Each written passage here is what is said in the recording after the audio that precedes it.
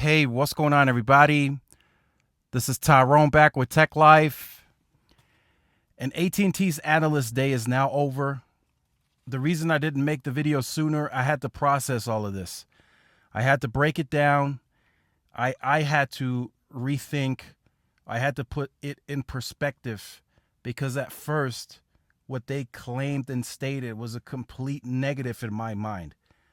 So I had to step back. I had to put it in perspective so I can give it to you guys, give you guys my take more calmed down and more and just have a better, more opinion on this and why this is even taking place. So AT&T started off the presentation with John Stankey, and then he pretty much just gave an introduction and handed it off to Jeff McElfresh.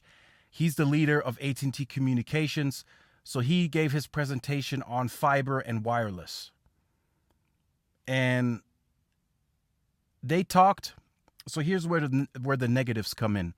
They talked about C-band, but they had no plan or strategy during the presentation at all. They just discussed that, hey, we bought the C-band, and this is now our spectrum position. They did not discuss a rollout plan. They told us no time frames, nothing.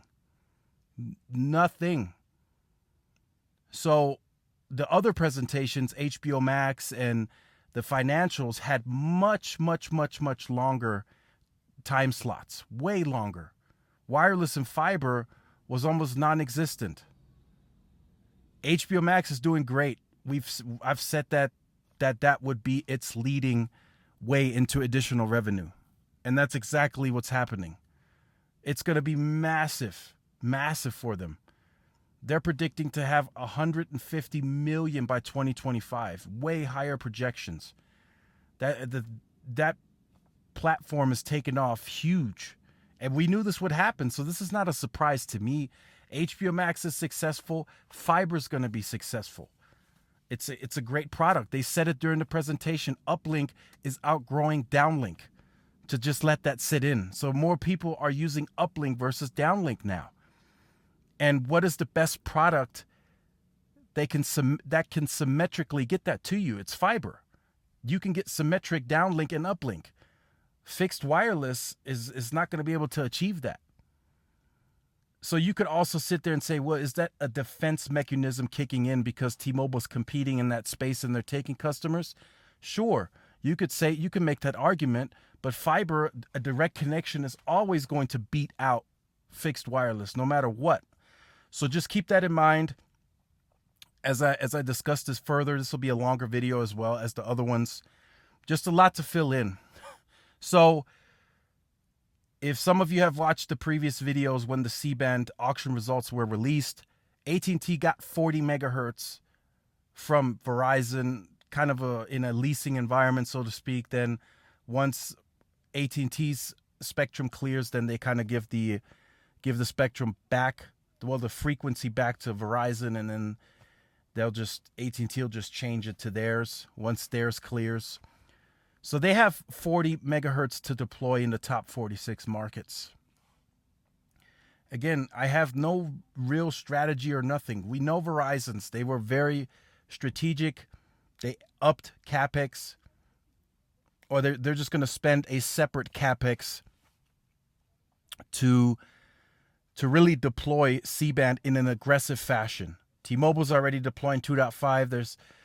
There's nothing to say about that. They'll be at 200 million at the end of this year. So where's AT&T going to be?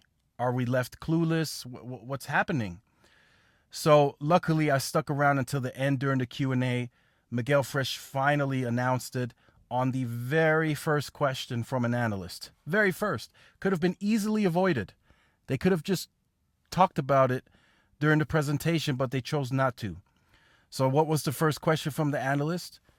How aggressively are you going to deploy C-band, and where will you be in terms of POPs? AT&T responded, and this is where the negative kicks in, we'll be at 75 million POPs covered by the end of 2022. So their pace is going to be nowhere near Verizon's, and you could forget T-Mobile. T-Mobile is going to blow right past them. So So then I had to think, well, Verizon's going to be at 100 million by March 2022. They're starting their deployment now.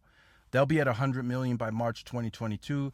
That will likely consist of the top 46 markets because the spectrum doesn't clear anywhere else until the end of 2023. So why is AT&T not as aggressive? Shouldn't they be on the same time frame? Well, like I said, I had to put it into perspective. Are they chasing fixed wireless? No, they're not chasing fixed wireless in the urban environment. That's why they're rolling out their fiber. Essentially, C-band is a layer of capacity. So they will add it to the network, but they already have a very capacitive network on LTE. We're already seeing speeds of 2, 3, 4, 500 megabits per second on its current network.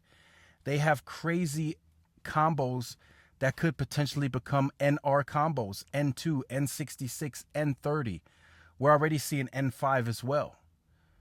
So AT&T does not seem to be in any rush to fully deploy C-band at scale or at the same pace versus Verizon and even T-Mobile, now that T-Mobile has 2.5. So AT&T did discuss something that threw everyone off. They said capital allocation is now moving towards densification to unleash C-band. So as I've mentioned to you guys previously, AT&T will have to further its densification. They will have to. They have the least amount of densification in the urban environment versus its competitors on the macro level. So they will need to further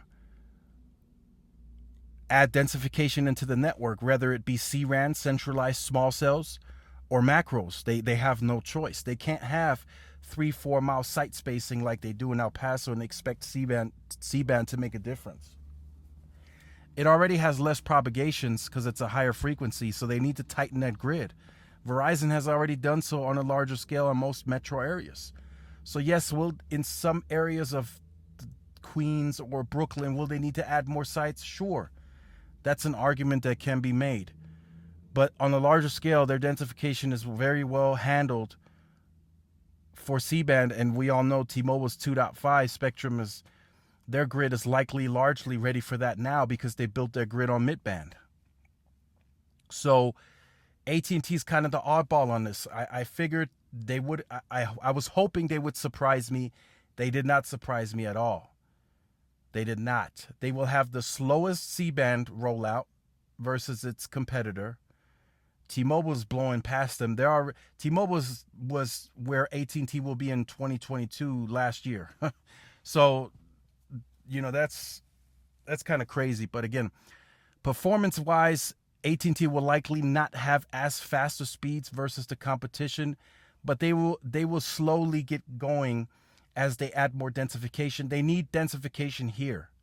They need it. Before they add any C-band, they have to add more sites. No way around it.